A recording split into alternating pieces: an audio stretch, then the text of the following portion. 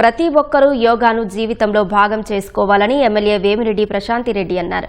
నెల్లూరు జిల్లా బిడవలూరు మండలం రామతీర్థం సాగర తీరం వద్ద నిర్వహించిన యోగాంధ్ర కార్యక్రమంలో కలెక్టర్ హిమాంశు శుక్లాతో కలిసి ఆమె పాల్గొన్నారు. అధికారులు విద్యార్థులతో కలిసి యోగాసనాలు వేశారు. ప్రజల ఆరోగ్యం కోసం ముఖ్యమంత్రి చంద్రబాబు విస్తృతంగా యోగాంధ్ర కార్యక్రమాలు నిర్వహిస్తున్నారని ఎమ్మెల్యే ప్రశాంతిరెడ్డి కొనియాడారు. రాష్ట్రంలో నా ప్రజలందరూ బాగుండాలి అని చెప్పి కోరుకున్న ఒకే ఒక వ్యక్తి మన ముఖ్యమంత్రి చంద్రబాబు నాయుడు గారు.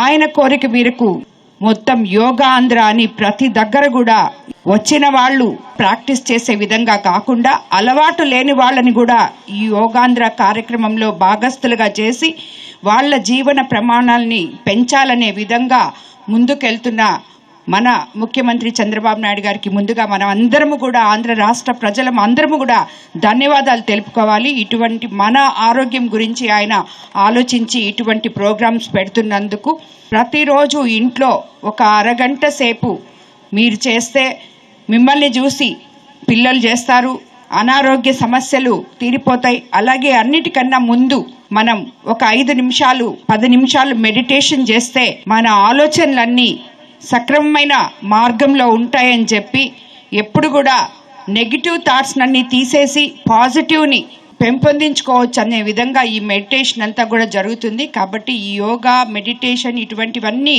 మన భారతీయ సాంప్రదాయాలు సంస్కృతికి అద్దం పట్టే విధంగా ఉంటాయి.